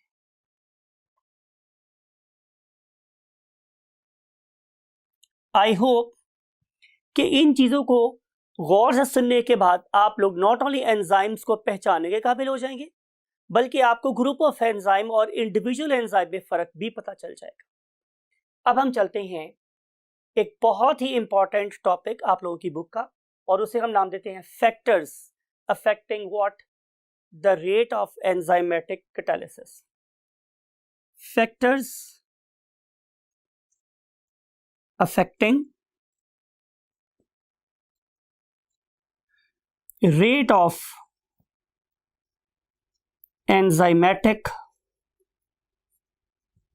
catalysis, यानी कि वो कौन कौन से फैक्टर्स हैं कि जो एक एंजाइम गवर्न्ड रिएक्शन को कंट्रोल कर सकते हैं। तो ये देख रहे हैं आप लोग कि 4 फैक्टर हम स्टडी करेंगे। Number 1 concentration of substrate, Number 2 concentration of enzyme, Number 3 temperature, Number 4 pH. So we are starting with the very first thing. Very first thing is concentration of substrate.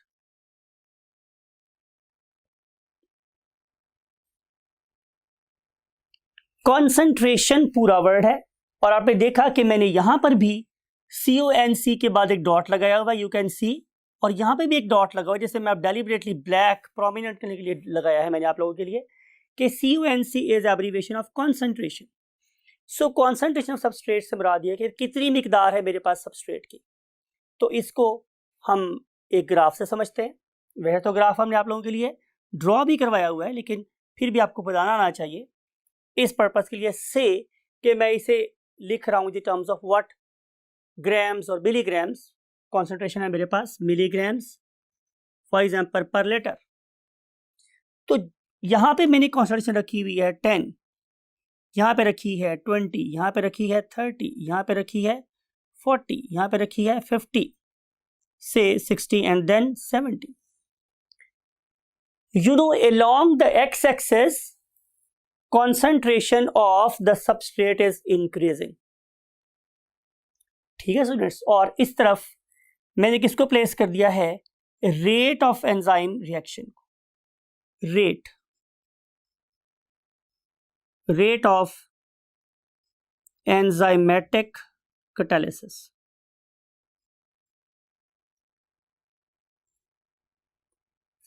तुम लोगों को क्या नजर आएगा स्टूडेंट्स कि जू कॉन्सेंट्रेशन इंक्रीज करेंगे किसकी, सबस्ट्रेट की, तो रेट ऑफ रिएक्शन भी बढ़ता चला जाएगा।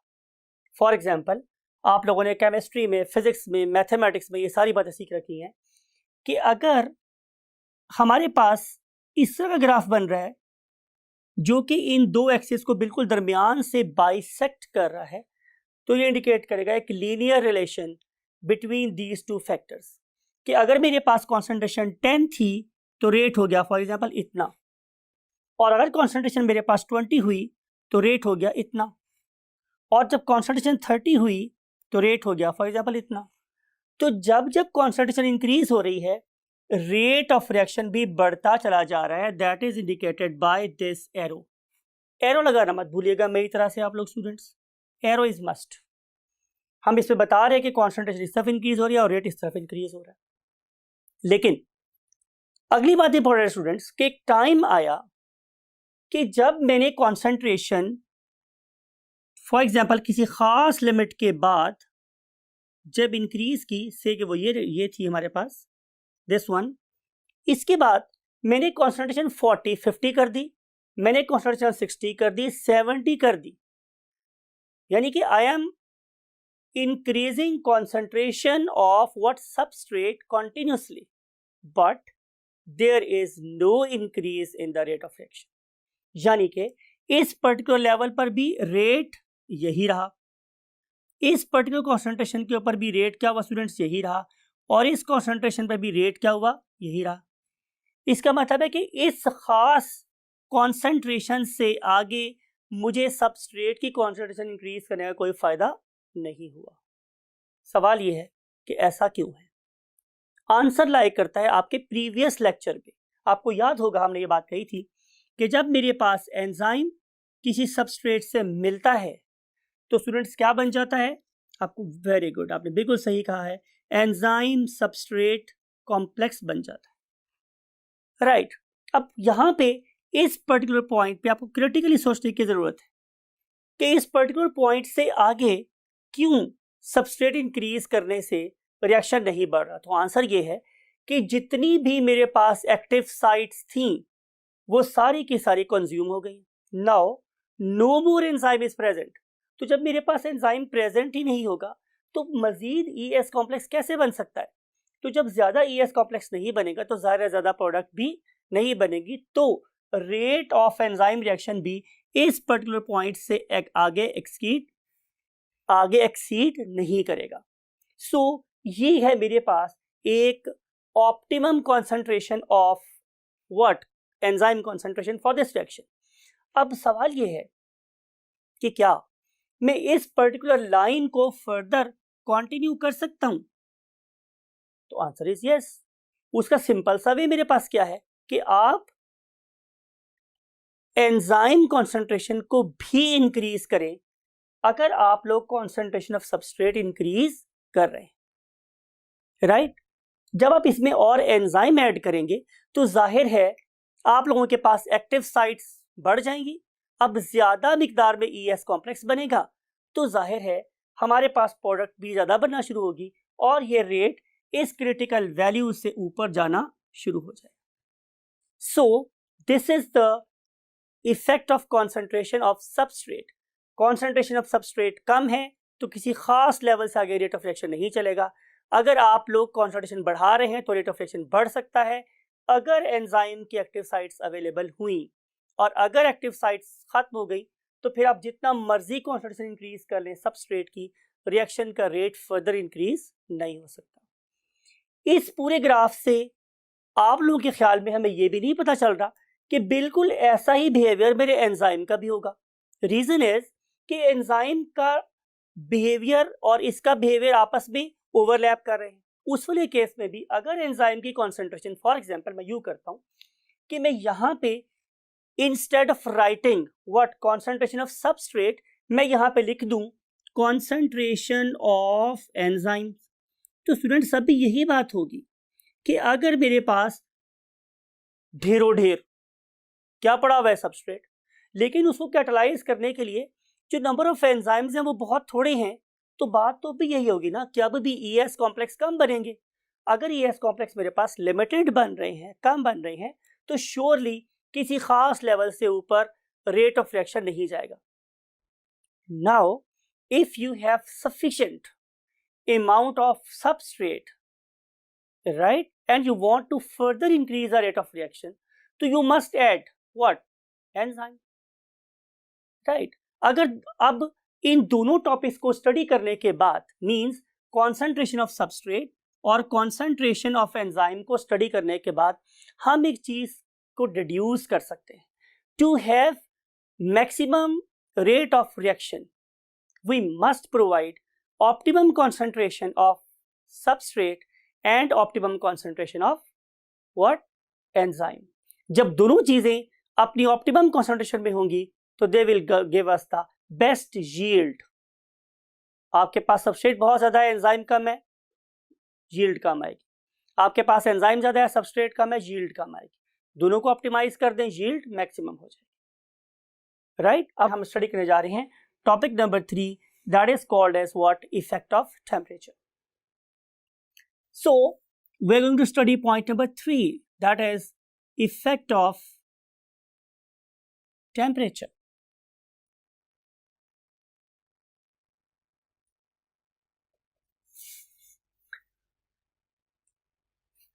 इसको अंडरस्टैंड करना भी बहुत आसान है, लेकिन इस पर्पस के लिए भी मुझे आप लोगों के साथ बनाना है क्या? एक ग्राफ। और वो ग्राफ जाहिर है दो एक्सिस पे मुश्तमिल है, this one and this one, यही दो एक्सिस है मेरे पास। यू नो वेरी वेल कि हम इंडिपेंडेंट फैक्टर को कहां लेते हैं? Along X axis. Independent mean जिसके ऊपर रिएक्शन डिपेंड कर रहा हो। तो इस वाले केस में टेम्परेचर पे डिपेंड कर रहा है रेट ऑफ रिएक्शन, लिहाजा मैं टेम्परेचर को लूंगा along X axis, along x axis, right students. फिर मैं रेट ऑफ रिएक्शन को लूंगा किसके? along y axis, because temperature पे डिपेंड कर रहा है रेट ऑफ रिएक्शन। अगर मेरे पास टेम्परेचर कम है तो रेट ऑफ रिएक्शन कम होगा, और अगर टेम्परेचर ज्यादा हुआ तो रेट ऑफ रिएक्शन ज्यादा हो जाएगा। इसका मतलब है कि आइडियली स्पीकिंग इस वाले केस में भी मेरे पास ग्राफ कुछ इस तरह का ही बनना चाहिए, बिकॉज कि by increasing factor along X axis, factor along Y axis will also increase, दोनों बढ़ जाएंगे। तो जब दोनों बढ़ रहे हों तो हम उसे बोलते हैं कि there is a directly proportional relation between the what? Independent factor and dependent factor. इसको अंडरस्टैंड करने के लिए हम क्या कर रहे हैं? यहां पे लिख रहे हैं 0 डिग्री सेल्सियस टेम्परेचर, और यहां मैं लिख दिया है students 10 degree Celsius temperature, then 20, then for example 30, then 40, then for example 50, and then 60 for example. So this is temperature in degree Celsius. इस चीज को हम बोलते हैं फील्ड्स ऑफ द ग्राफ। एक अच्छा स्टूडेंट कभी भी अपने ग्राफ की फील्ड्स को अनलेबल्ड नहीं छोड़ता। यहां पे आपने देखा मैंने फील्ड में दो चीजें ली है, नंबर एक के वो फैक्टर कौन सा है और दूसरा उसका स्केल में कौन सा यूज कर रहा हूं, यूनिट कौन सी यूज कर रहा हूं। तो मैंने यहाँ पे टेम्परेचर लिया है डिग्री सेल्सियस में, तो वैसे मैंने यहाँ लिख दिया था, लेकिन आप लोगों को दोबारा यहाँ मैंने बोल्ड करके लिखा है so that you may never miss it in the exam. तो it is temperature in degree Celsius से हम बात कर रहे हैं स्टूडेंट्स कि 10 डिग्री सेल्सियस पे जो रेट ऑफ रिएक्शन है इट इज समवेयर हियर, वो यहाँ है। तो आपने देखा कि अगर मैं टेम्परेचर को 20 डिग्री सेल्सियस पे ले जाता हूं तो रेट ऑफ रिएक्शन बढ़ गया। फिर अगर मैं 30 ले जाता हूं टेम्परेचर को तो रेट ऑफ रिएक्शन और ज्यादा हो जाता है। पॉइंट टू बी नोटेड, बहुत इंपॉर्टेंट बात है ये तो ग्राफ मैंने बोला आइडियली स्पीकिंग सीधा ग्राफ बन रहा है, लेकिन क्या एक्चुअल प्रैक्टिस में ग्राफ इस तरह का बन रहा होता है? तो answer is no. Actual practice में हमारी observation after very vigorous research क्या है कि for every 10 degree Celsius rise in temperature, for every 10 degree Celsius rise in temperature, there is a doubling of rate of reaction. Rate of reaction. चलिए हम इसको किसी product की sense में understand करते हैं। प्रोडक्ट है मेरे पास for example synthesis of glucose. I think कि आप अंडरस्टैंड कर गए होंगे कि ये बात है फोटोसिंथेसिस की। मैं फर्स्ट कर लेता हूं कि 10 डिग्री सेल्सियस पर 10 ग्राम ग्लूकोज प्रोड्यूस हो रहा है, तो 20 डिग्री सेल्सियस पे ये हो जाएगा कितना? 20 ग्राम। लेकिन आप जरा बात को गौर से देखिए, आंखें खोल के देखिएगा स्टूडेंट, मैं क्या कर रहा हूं कि जब मैंने टेम्परेचर 30 किया है तो क्वांटिटी अब 20 नहीं 30 नहीं प्रोड्यूस हुई। 10 का डबल था 20, तो 20 के डबल कितना होगा? 40। तो ये आपने देखा कि मैंने अगर 10 डिग्री सेल्सियस टेम्परेचर इंक्रीज किया है तो अमाउंट ऑफ प्रोडक्ट क्या हो गई है? डबल। सिमिलरली अगर मैं टेम्परेचर को 40 डिग्री सेल्सियस कर देता हूं तो प्रोडक्ट प्रोड्यूस होना शुरू हो जाएगी 80 ग्राम। So this is the meaning of this statement कि for every 10 degree Celsius rise in temperature there is a doubling of the rate of reaction. अगली बात और भी इंपॉर्टेंट है, क्या अगर मैं टेम्परेचर को 50, 60, 70, 80 के तक चला जाऊं तो क्या रेट ऑफ रिएक्शन ऐसे ही डबल होता रहेगा? तो answer is no, because excess of everything is bad, right? तो हर एंजाइम के बारे में ये भी बात सुन लो, याद रख लो कि एंजाइम के मैक्सिमम एक्टिविटी का भी खास टेम्परेचर होता है जिसे हम लोग नाम देते हैं व्हाट? Optimum temperature. अब आपने ऑप्टिमम टेम्परेचर की डेफिनेशन सुननी है कि एक ऐसा टेम्परेचर जिस पे कोई एंजाइम मैक्सिमम प्रोडक्ट प्रोड्यूस कर रहा है, that is called as what? Optimum temperature. Temperature at which any enzyme is giving the maximum yield is called as optimum temperature. So मैं आप लोगों के लिए यहाँ पे लिख भी देता हूँ what the word optimum yield, optimum yield. Alright? सवाल यह है कि अगर हम ऑप्टिमम टेम्परेचर से ज्यादा टेम्परेचर को करें तो क्या होता है? Point to be noted. First कर लेते हैं कि ये मेरे पास एक एंजाइम है और ये इसकी बाइंडिंग साइट है और ये उसकी एक्टिव साइट है और कैटालिटिक साइट है। ये क्या है? ये एक प्रोटीन है और प्रोटीन में क्या शामिल है? बहुत सारे अमाइनो एसिड। और ये बहुत सारे अमाइनो एसिड कैसे आपस में जुड़े हुए थे? बहुत ही वीक किस्म की फोर्सेस से, जिसमें से आप लोगों को याद है हाइड्रोफोबिक फोर्सेस थी, हाइड्रोजन फोर्सेस थी हमारे पास, कोवेलेंट फोर्सेस थी, आयनिक फोर्सेस थी। ये छोटी छोटी फोर्सेस थी जिन्होंने इस पर्टिकुलर स्ट्रक्चर को डेफिनेट 3D शेप दी हुई थी। अब होता क्या है कि जब आप इस पर्टिकुलर एंजाइम को हीट करना शुरू करते हैं, बियॉन्ड, मैं वर्ड यूज कर रहा हूं बियॉन्ड व्हाट ऑप्टिमम टेम्परेचर, तो रिजल्ट ये होता है कि इस पर्टिकुलर मॉलिक्यूल की इंट्रामोलेक्युलर फोर्सेस डिस्टर्ब हो जाती हैं। फिर जब मैं उस सब्सटेंस को दोबारा से ठंडा करता हूं तो ये ब्लाइंडली, पंजाबी में कहते हैं अन्नेवा, क्या हो जाती हैं, कहीं भी मिल जाती हैं। तो जब ये दोबारा से मिलती हैं तो पहले वाली सीक्वेंस में तरतीब में नहीं मिल रही होती, जिसकी वजह से इस एंजाइम की शक्ल डिस्टॉर्ट हो जाती है और ये अब किस पे कन्वर्ट हो गया स्टूडेंट्स, फॉर एग्जांपल इसमें कन्वर्ट हो गया। अब इस पर्टिकुलर एंजाइम के अंदर तो सबस्ट्रेट फिक्स हो सकता था, क्या इस एंजाइम के अंदर सबस्ट्रेट फिक्स हो सकता है, तो आंसर इज नो। तो जब एंजाइम इसमें सबस्ट्रेट इसमें फिक्स नहीं होगा तो फिर मैं इस पर्टिकुलर एंजाइम को बोलूंगा कि it is basically a denatured enzyme, it is a denatured enzyme. So जो चीज हमें यहां से डिड्यूस हुई, हमने अखज की, वो है दिस वन, कि at temperatures beyond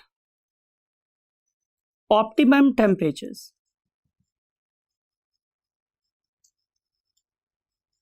for example 60 degrees Celsius, enzymes lose their 3D structure, three-dimensional structure, hence called as denatured enzymes.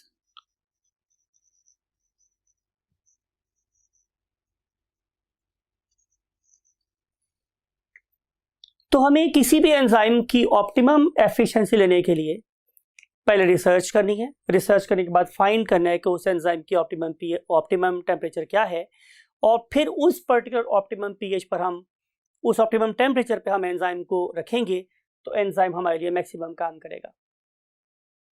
इसी एक बड़ी इंपॉर्टेंट एप्लीकेशन हमें नजर आती है चाइल्ड स्पेशलिस्ट के पास। आज हमारा जो प्रिमिटिव कॉन्सेप्ट था कि बच्चे को अगर बुखार है तो उसे कभी नहीं नहलाना चाहिए, वो हम उसको शेक कर चुके हैं, छोड़ चुके हैं उस कॉन्सेप्ट को। और आज हम ये कहते हैं अगर बच्चे का टेम्परेचर ज़्यादा हो रहा है तो आप उसे कपड़े उतार दें, आप उसे नॉर्मल पानी की पट्टियाँ करें ताकि उसकी बॉडी में जो एक्सेसिव हीट है वो इवेपोरेट हो और उसकी बॉडी का अपना एंजाइम सिस्टम डीनेचर ना हो, राइट। अगर बच्चे का टेम्परेचर बहुत ज़्यादा देर तक नॉर्मल से ज़्यादा रहे तो बच्चे के अपने एंजाइम्स ख़राब होना शुरू हो जाते हैं। तो ये एक एप्लीकेशन है इस स्टडी की जो हमें नॉर्मल लाइफ में नजर आती है। So let's move to the last point, और वो जो मेरे पास लास्ट पॉइंट है वो क्या है, effect of pH. So we want to discuss the last topic that is called as effect of pH. पहली बात कि देखें, मैंने स्मॉल पी यूज किया है और capital H. It is basically the power of hydrogen ions. P stands for the power and H stands for the protons, number of H ions, right? तो जितनी आप लोगों के पास नंबर ऑफ H ions ज़्यादा होंगे उतना वो सोल्यूशन एसिडिक होगा और जितने कम होंगे वो बेसिक होगा। इसका मतलब ये हुआ कि जब मैं pH की बात कर रहा हूँ तो ये basically it is a measure of acidity और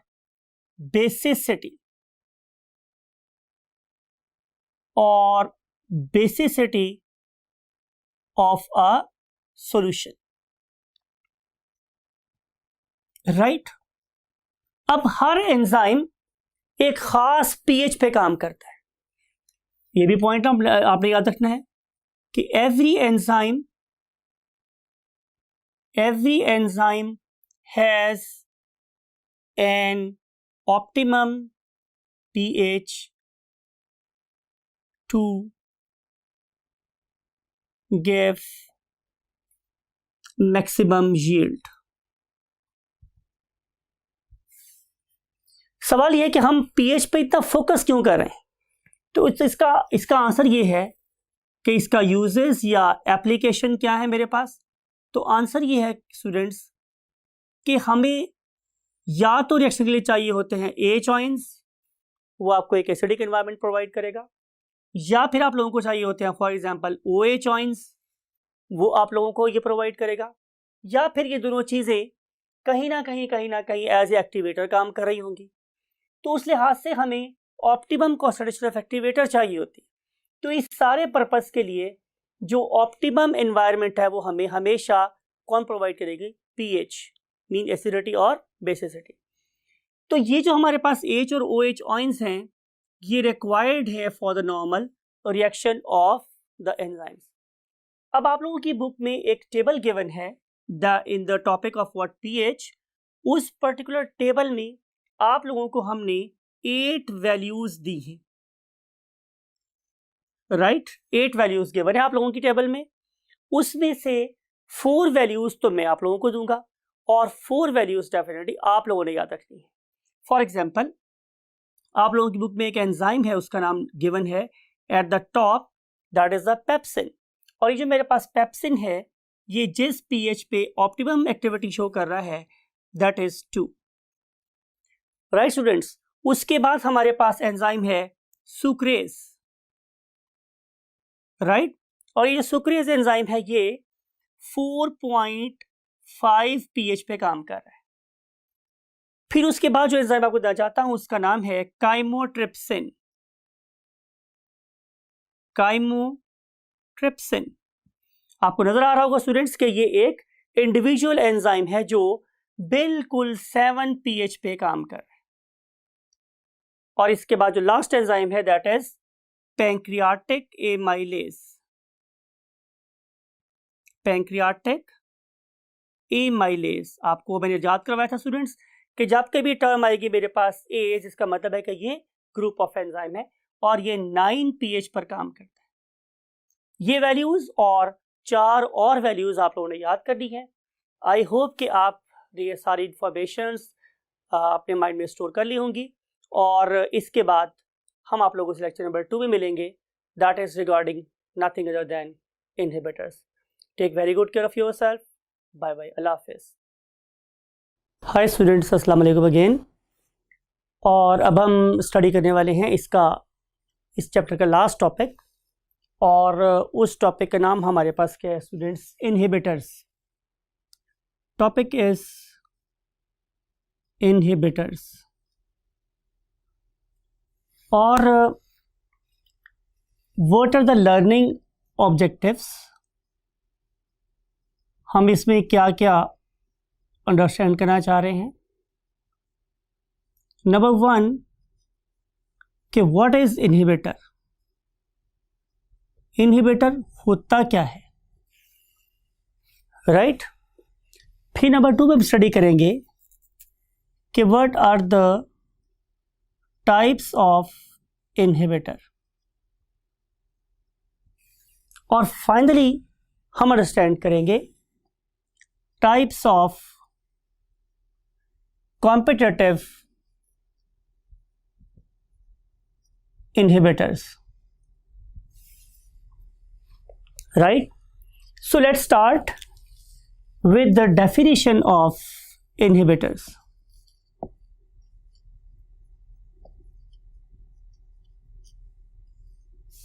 पहले हमें वर्ड सीखना, इनहिबिट का मतलब होता क्या है। इनहिबिटर कोई भी ऐसा शख्स है जो कि मेरी किसी भी एक्टिविटी के दरम्यान में रुकावट पैदा करते। मिसाल के तौर पे क्लास में ऐसे बच्चे भी हो सकते हैं जो फजूल किस्म के क्वेश्चन करना शुरू कर दे। हम एक लेक्चर को बहुत फ्लो में लेके चल रहे थे और किसी एक शैतान से बच्चे ने या ऐसे बच्चे को जिसको प्रीवियस में कोई बात समझ नहीं आई हुई, उसने मेरे से एक इरेलेवेंट क्वेश्चन कर दिया। तो बेसिकली उसने आप लोगों की लर्निंग स्पीड को कम कर दिया, हालांकि हम लेक्चर को बहुत मज़े से लेके चल रहे थे। या उसने मेरी किसी बात को आपको समझाने की रफ्तार को कम कर दिया, तो हम उससे बोलेंगे ये हमारी क्लास का इनहिबिटर है, राइट स्टूडेंट्स? सिमिलरली कोई बंदा अगर नमाज पढ़ने जा रहा है तो उसे कोई दोस्त खींच के ले जाए तो ज़ाहिर है वो नमाज का इनहिबिटर है। हम जिंदगी में जो भी काम कर रहे हैं, अगर कोई शख्स उस काम में रुकावट पैदा कर रहा है तो हम उससे बोलेंगे स्टूडेंट्स इनहिबिटर। राइट। अब इंपॉर्टेंट बात स्टूडेंट्स ये है कि इनहिबिटर की शक्ल किस जैसी होती है? आंसर इज सबस्ट्रेट जैसी। मिसाल के तौर पे अगर ये मेरे पास एक एंजाइम है और ये इसका सबस्ट्रेट था, तो बहुत ही थोड़े से डिफरेंस के साथ, फॉर एग्जाम्पल मैं इसको यू मॉडिफाई कर रहा हूं, समथिंग लाइक इट, बहुत थोड़े से फर्क के साथ इसकी शक्ल हमारे सबस्ट्रेट से मुख्तलिफ हो गई, लेकिन अभी भी इसकी एबिलिटी कि वो इसके अंदर फिक्स हो सके वो खत्म नहीं हुई है। इसको बिल्कुल फिजिकली इसको ब्लॉक कर सकता है, अभी भी इसका मिल सकता है, अभी भी ये कोई एंजाइम सबस्ट्रेट कॉम्प्लेक्स बना सकता है। तो इससे साबित ये हुआ स्टूडेंट्स हमारे पास कि इनहिबिटर की शक्ल सबस्ट्रेट जैसी होती और वो एंजाइम सबस्ट्रेट कॉम्प्लेक्स की बजाय क्या बना देता है? नॉर्मली क्या था स्टूडेंट्स, आपको याद है ना कि E+S एंजाइम मिलता है सबस्ट्रेट के साथ और बनाता है क्या? Enzyme substrate complex. और आपको याद है कि इसमें जो एंजाइम है it will come out of the reaction how unaffected, उसे कोई फर्क नहीं पड़ा था। लेकिन जो सबस्ट्रेट था वो कन्वर्ट हो गया था किस में? प्रोडक्ट्स में। लेकिन इस वाले केस में क्या होगा? इस वाले केस में एंजाइम अब सबस्ट्रेट जैसे मॉलिक्यूल से मिलेगा, लेकिन उसका नाम क्या होता है? इनहिबिटर, और उससे हम एब्रीवेट करते हैं कैपिटल आई से। और इसके रिजल्ट में ये भी हो सकता है कि रिएक्शन रिवर्स हो सकता है और ये भी हो सकता है कि ना हो सकता हो। एनी हाउ अभी हम कंसिडर कर रहे हैं हो सकता है, तो रिएक्शन लगे तो हम लाइंस लगाएंगे, बाई एरो हेड्स लगाएंगे। इससे बनेगा मेरे पास एंजाइम इनहिबिटर कॉम्प्लेक्स। लेकिन इसमें जो बहुत ज्यादा खतरनाक बात है वो ये है कि देयर इज नो प्रोडक्ट, मेरे पास कोई प्रोडक्ट हासिल नहीं होती। ये है सबसे ज्यादा alarming situation. So enzyme will combine with inhibitor, it will form an enzyme inhibitor complex, but we will not obtain any product. अगली बात ये स्टूडेंट्स क्या हम अंडरस्टैंड करेंगे कि what are the types of inhibitor? Types, तो इसकी हमारे पास स्टूडेंट्स सिर्फ दो टाइप्स हैं इनहिबिटर्स की, और उनमें से एक टाइप कहलाती है irreversible inhibitor।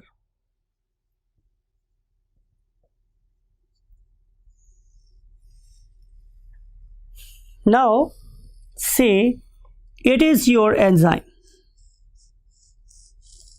say it is your enzyme,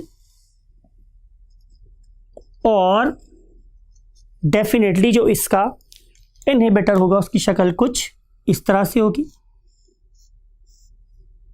this one it is basically what? inhibitor।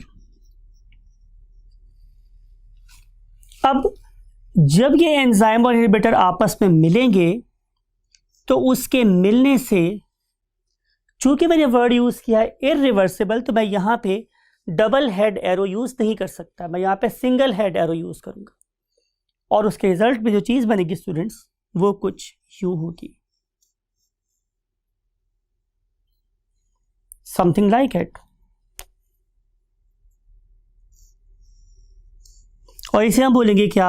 Enzyme inhibitor complex. यहां पे देखा था कि जब एंजाइम सबस्ट्रेट कॉम्प्लेक्स बना तो एंजाइम में ये एबिलिटी थी कि वो उस सबस्ट्रेट को ब्रेक कर सके, तोड़ सके इनटू प्रोडक्ट्स, जो यहां पे ऑब्टेन नहीं हो रहे। इस वाले केस में इस पर्टिकुलर कॉम्प्लेक्स ने एंजाइम के साथ, इंपॉर्टेंट जान के पॉज लिया है मैंने, क्या बना लेते हैं स्टूडेंट्स? Covalent bonds. और आपको पता है कि कोवलेंट बॉन्ड एक बड़े स्ट्रॉन्ग बॉन्ड में शुमार होता है। अगर एक दफ़ा डेवलप हो जाए तो फिर इसको ब्रेक करना नामुमकिन होता है। तो अगर यहाँ पर एक कोवलेंट बॉन्ड इस्टेब्लिश हो जाए, इट इज़ समथिंग लाइक, जैसे कि मैं 2 ईंटों को सीमेंट से जोड़ दिया, तो यहाँ पे हमारे पास बॉन्ड डेवलप हो गए हैं at this particular site for example. तो जहाँ ये बॉन्ड डेवलप हो गए हैं, समथिंग लाइक इट, ये कोवलेंट बॉन्ड है, तो अब ये वाला इनहिबिटर एंजाइम को जोर से जकड़ लेगा अपने साथ और उसकी जान कभी भी नहीं छोड़ेगा। और क्या भी हो सकता है कि ये वाला मॉलिक्यूल जिसे हम इनहिबिटर बोल रहे हैं, ये फिजिकली ब्लॉक कर दे, किसको, एक्टिव साइट को। तो फिर हम इसे बोलते हैं कि ये एक इरिवर्सिबल इनहिबिशन हो गई है, इसका इससे पीछा छुड़ाना मुमकिन है। अब इसके लिए जो बेस्ट एग्जांपल हम कोट कर सकते हैं, बेस्ट एग्जांपल वो है हमारे पास सायानाइड्स। जितने भी मेरे पास सायानाइड्स हैं, पर्टिकुलरली पोटाशियम सायानाइड, एक दफा अगर ये आपकी बॉडी में चले गए तो अब आपका जीना नामुमकिन है। सिमिलरली आप लोगों के पास डिफरेंट टाइप्स के venoms of snakes and scorpions ऐसे हैं जो कि परमानेंटली आप लोगों के साथ, आप लोगों के बॉडी के यूजफुल एंजाइम के साथ बाइंड हो सकते हैं। सिमिलरली कार्बन मोनोऑक्साइड भी, ऑल्दो ये मैं एग्जांपल राइट वे में कोट नहीं कर रहा हूँ, लेकिन सिर्फ बताना ये चाह रहा हूँ कि कार्बन मोनोऑक्साइड भी अगर दफ़ा आप लोगों की हीमोग्लोबिन से बाइंड हो गई तो वो भी परमानेंटली बाइंड हो जाती है, जिसकी वजह से आमतौर पे at higher concentration of carbon monoxide organisms की डेथ हो जाती है। तो ये कुछ एग्जांपल्स हैं हमारी इरिवर्सिबल इनहिबिशन की।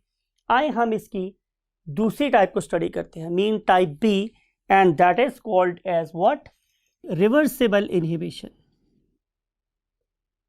रिवर्सिबल इनहिबिशन और इनहिबिटर्स।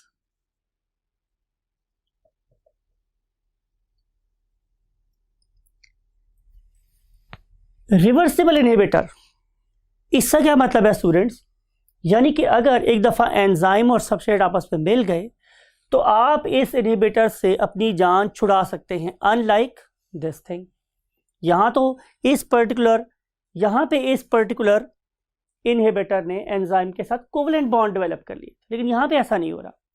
और इस वाले केस में से you have got an enzyme something like it, और इस पर्टिकुलर एंजाइम के साथ आप लोग किसको मिला रहे हैं, एक इनहिबिटर को मिला रहे हैं, समथिंग लाइक इट, जिसकी शक्ल मैंने बोला था कि जाहिर है कैसी है, सबस्ट्रेट जैसी।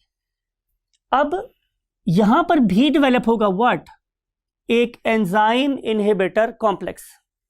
शक्ल बना लेते हैं आप लोगों के लिए, दोबारा से ड्रॉ करते हैं, समथिंग लाइक इट और समथिंग लाइक इट। अब ये बन गया मेरे पास एक enzyme reversible inhibitor complex, enzyme reversible inhibitor complex. किसी भी तरीके से अगर मैं इस इनहिबिटर को यहां से निकाल के अपने एंजाइम को रीयूज कर सकूं तो यह कहलाएगा रिवर्सिबल इनहिबिशन। अब इस रिवर्सिबल इनहिबिशन की मेरे पास दो टाइप्स, एक को हम लोग नाम देते हैं students what, competitive reversible inhibition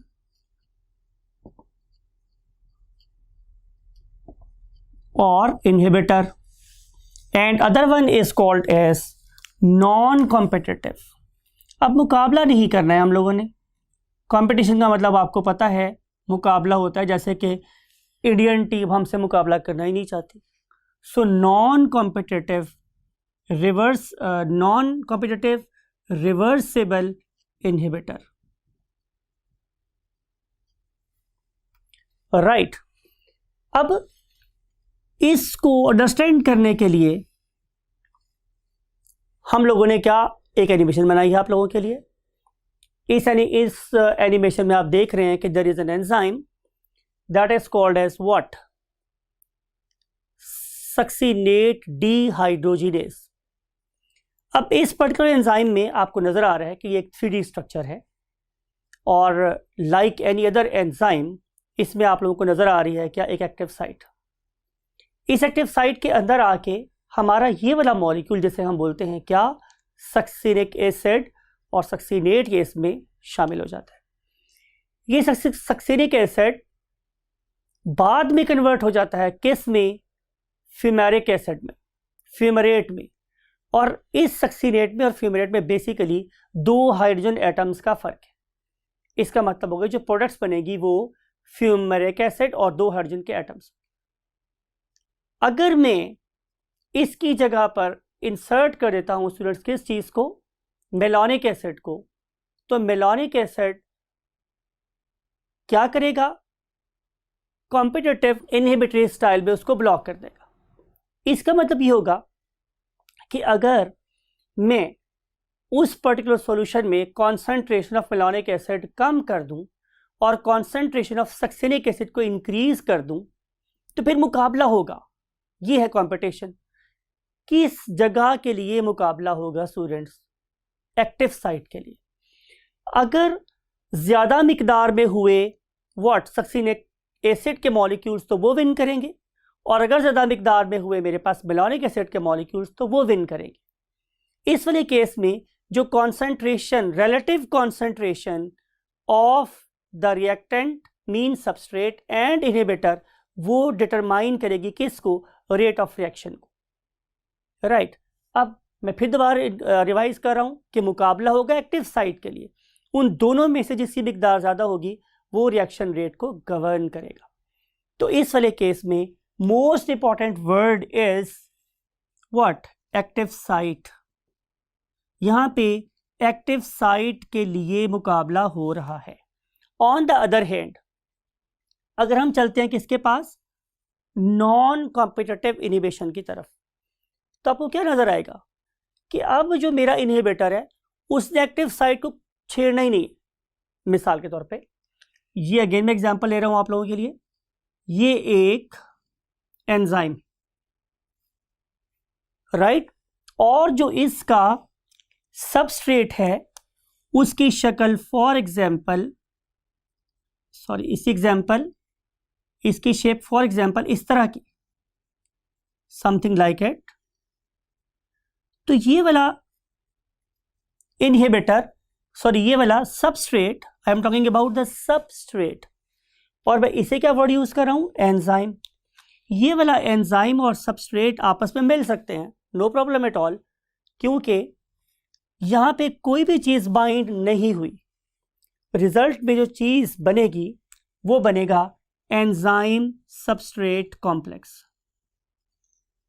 something like it. Right students. अब जब ये चीजें मेरे पास आपस में मिल गई तो इनके मिलने के बाद रिएक्शन आगे नहीं चला। रीजन इज कि इस पर्टिकुलर इनहिबिटर ने कुछ करना ही नहीं था किसके साथ, एक्टिव साइट के साथ। ये वाला एंजाइम, ये वाला इनहिबिटर तो बेसिकली किसी ऐसी जगह पे जाके अटैच होगा जिसे हम एक्टिव साइट नहीं कहते। नॉन कॉम्पिटिटिव इनहिबिशन में जो इनहिबिटर है ये अटैच होगा एंजाइम के साथ एक ऐसी जगह पर जो एक्टिव साइट नहीं है। आप लोगों की बुक के वर्ड्स बोल रहा हूं, in case of non competitive reversible inhibition and inhibitor will bind at a site other than active site,